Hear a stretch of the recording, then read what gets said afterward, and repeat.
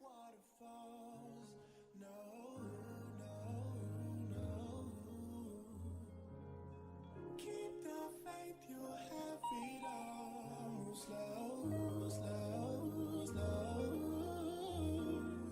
Listen to the rivers and the streams that you used to.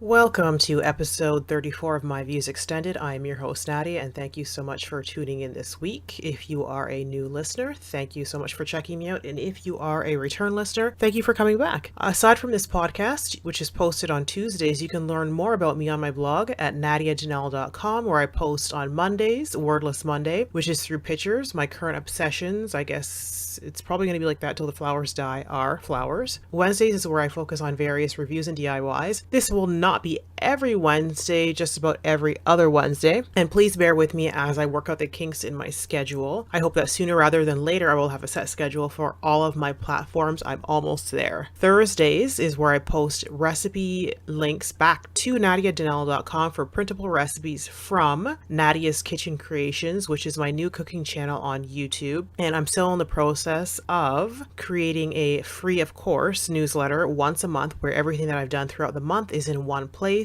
with some extra or bonus materials that I hope is of use to you or to someone that you may know, so you can pass it along through sharing. And I would appreciate that very much if you do share, whether it's a blog post, my podcast, or a video. That would be greatly appreciated, and I do thank you in advance. You can also keep up with me on Facebook, Instagram, Pinterest, and Twitter. I will leave links to all social media sites in the show notes. If you have any questions, you can contact me at myviewsextended@gmail.com or on Twitter, Instagram, or Facebook for any questions, and I will get back to you as soon as possible. That is it for updates, and let me get into this week's episode.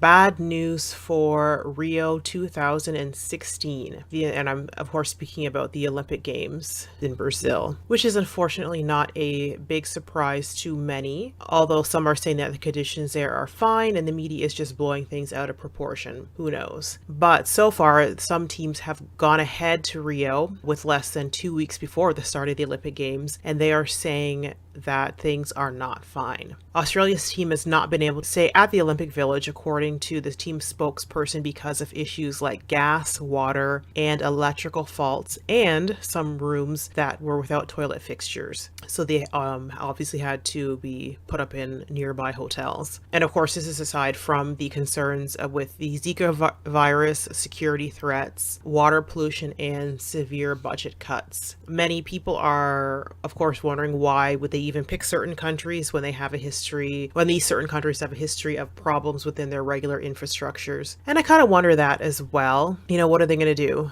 Things are not ready. Things are not even close to being ready for a lot of needs that the athletes will have. Is it too late? Unfortunately, we won't know if they'll be able to get their act together until the games are over and done with, or rather, I'm sure the spectators and the rest of the Olympians will tell us their stories throughout the games, of course, through social media posts. Are you keeping up with the Olympics, or are you just going to go about your daily business and not worry about that?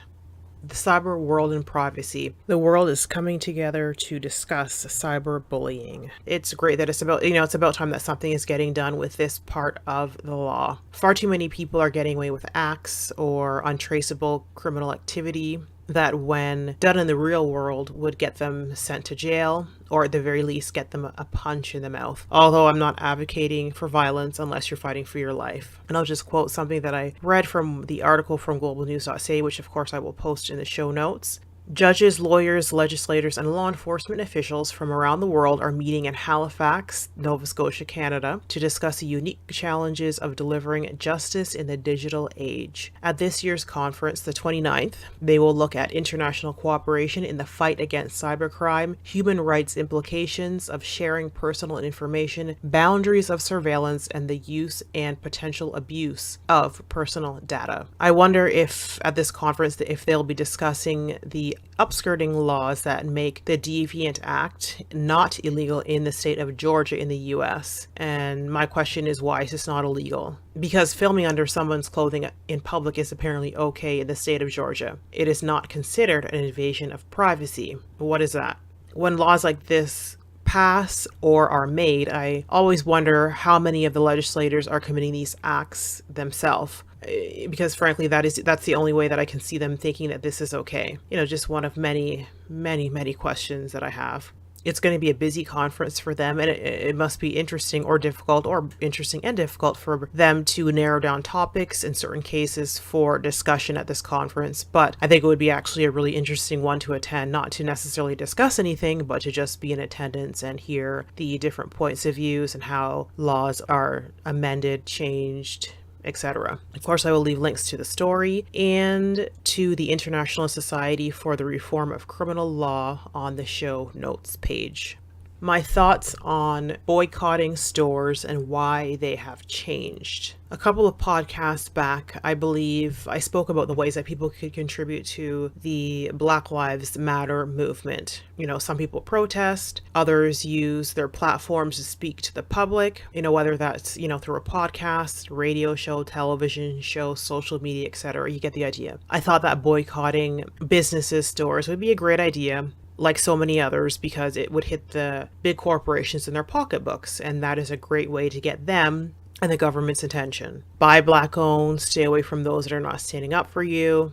And while I still agree with some of that, it is not all that realistic. And this was made clear to me from one of the podcasts that I listen/watch. And this podcast is called Is This Going to Cause an Argument? And I'll link the podcast below. And the hosts, Angel and Marcus, are a husband and wife team living in California. They spoke about this particular boycotting issue. Basically, Angel said that boycotting would not work in 2016 like it did with the Montgomery bus boycotts. And you can Google that if you don't know about it, which went on from December 5th, 1955 to December 20th, 1956. 1956, a whole year. And reasons that a boycott would not work today are, one, it has to be longer than a day or even a month or even 90 days. If you stop buying for a month, or on a Black Friday, for example, that's one of the big sales in the US, when the time is up, people are just going to go back and buy what they need or want after the boycott is done. So, the corporations will still make money. That means nothing to them. They lose a little bit of money on a particular day, and then the next day you go back and buy it. Like Angel said, you go back and buy it, and the next day, and then it's marked back up. So they've lost nothing. They've just gained. I also think that boycotting would be difficult in 2016 because so many people in the world have long commutes to work, whether that's in your car, on the bus, subway, train. Walking is not realistic for most of us. Even carpooling is not realistic because most of the gas stations are not Black owned, nor the gas fields where your gas is being pulled from. And two, even with supporting a Black business or small business, you are still indirectly supporting the large corporations because most of, the textiles, your fabrics, buttons, threads that a clothing designer, for example, would use for their products would not come from a Black owned business. And as a matter of fact, the products would have to be very simple or simplified for the Black owned concept to be successful. Like, for example, something like a pure shea butter from Ghana in Africa. But even that might not be Black owned by a Black business person. The workers may be Black, but the owners of the shea fields are most likely not. Like Angel and Marcus said in their podcast, everything is so interconnected, it just wouldn't work the way that we want or need it to work. So it comes back to the question again, what do we do? What do we do? What do I do? What do you do? Everyone, if they choose to, is going to make a difference in their own way.